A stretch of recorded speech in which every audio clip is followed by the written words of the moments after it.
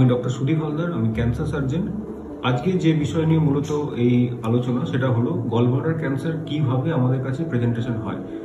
তো মূলত দুটোভাবে আমরা পেশেন্ট পেতে পারি। এক নম্বর, যে পেশেন্টরা আমাদের কাছে খুব কমনলি আসেন, যে কোনো একটি পেশেন্টের গলব্লাডারের স্টোন বা কোনো অপারেশনের জন্য তার অলরেডি ল্যাপারোস্কোপি বা মাইক্রোসার্জারি, যেটা খুব কমন ল্যাঙ্গুয়েজ ইউজ করা হয়, সেই অপারেশনটা হয়ে গিয়েছে এবং তার বায়োপসি রিপোর্টে আসলো যে এতে ক্যান্সার রয়েছে।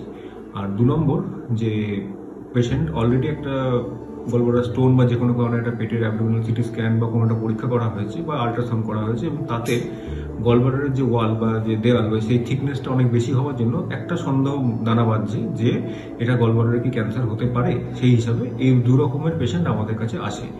এখন যে পেশেন্টের অলরেডি অপারেশন হয়ে গিয়েছে, সেই পেশেন্টের যেখান থেকে আমরা ক্যান্সার পাচ্ছি, সেই ক্যান্সারের কিছু বৈশিষ্ট্যের উপর ভিত্তি করে আমাদের তার পরবর্তী যে চিকিৎসা সেটা ঠিক করতে হয়।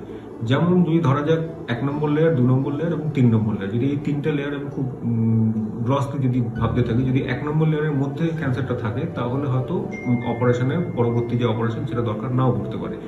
এখন যে 2 নম্বর লেয়ার বা 3 নম্বর লেয়ারে সেই ক্যান্সারের লেয়ারটা থাকে, যেটা T1B বা T2M স্টেজিং এ, যে টিউমার স্টেজিং এর ক্ষেত্রে যেটা বোঝায়, তখন আমাদের একটা সিটি স্ক্যান বা পেট সিটি স্ক্যানের মাধ্যমে দেখে নিতে হয় যে জিনিসটা আর কোথাও দূরবর্তী জায়গায় এগিয়ে গেছে কিনা। যদি না যায় তখন আমাদের অপারেশনের দিকে যেতে হয়। এখন এই ক্ষেত্রে একটা খুব কোশ্চেন আমাদের সম্মুখীন হতে হয় যে অপারেশন তো একবার হয়েছে ডাক্তারবাবু, তো এখন তো সিটি স্ক্যানে কিছু নেই, তাহলে আমরা কেন অপারেশন করব?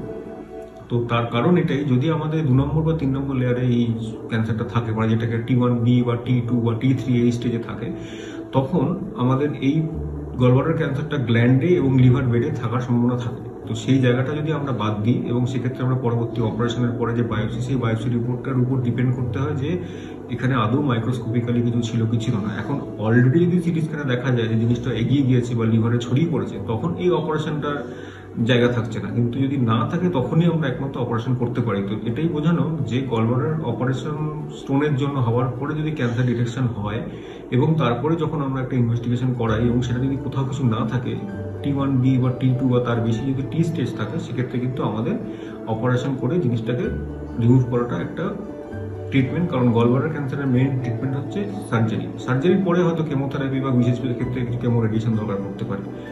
এখন যে আরেকটা কোশ্চেন যেটা খুব ইম্পর্টেন্ট, সেটা হচ্ছে গলব্লাডার ক্যান্সারের ক্ষেত্রে যেটা আপফ্রন্ট আসছে, মানে প্রথমেই পেশেন্ট আসছেন কোনো একটা সিটি স্ক্যান বা একটা সন্দেহ নিয়ে যেটা গলব্লাডার ক্যান্সার হতে পারে, তাদের কোনো রকম অপারেশন হয়নি, তখন সেক্ষেত্রে দুরকম ব্যাপার। যে একটা পেশেন্ট যাকে আমাদের দেখে মনে হচ্ছে যে সিটি স্ক্যান ওয়াইজ যে পেশেন্টটার গলব্লাডার, তার সঙ্গে অ্যাসোসিয়েটেড লিভার এবং গ্ল্যান্ড আমরা একই সঙ্গে বার করে দিতে পারবো, তাদের ক্ষেত্রে কিন্তু অনেক ক্ষেত্রে আমরা অপারেশনের আগে কোনো রকম এফএনএসি বা বায়োপসি দরকার অনেক সময় পড়ে না।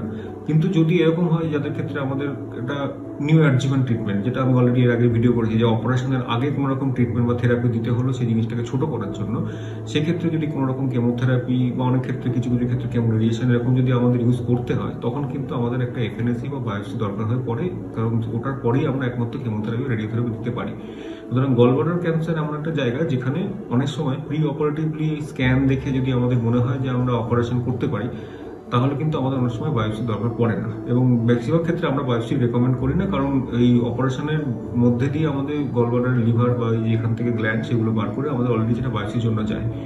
তো এই দুভাবেই মেনলি আমাদের গলব্লাডার ক্যান্সার আমাদের কাছে পেশেন্ট আসেন এবং সেই হিসাবে আমাদের অ্যাকর্ডিংলি ট্রিটমেন্ট করতে হয়। তো এটাই ছিল আজকের এই ভিডিওর বিশেষত্ব, যে গলব্লাডার ক্যান্সার কিভাবে আমাদের কাছে আসছে এবং তার ডায়াগনোসিস আমরা কিভাবে করছি বা তার মোটামুটিভাবে ট্রিটমেন্ট ওয়াইজ কিভাবে আমরা তার চিকিৎসা করছি। তো এই বিষয়ে আপনার যদি কোনো জিজ্ঞাসা বা কোনো কমেন্ট থাকে অবশ্যই আমাদের লিখে জানান এবং এক্ষেত্রে আমরা পরবর্তী সময় আরও এই বিষয় নিয়ে আরও কথা বলব। নমস্কার।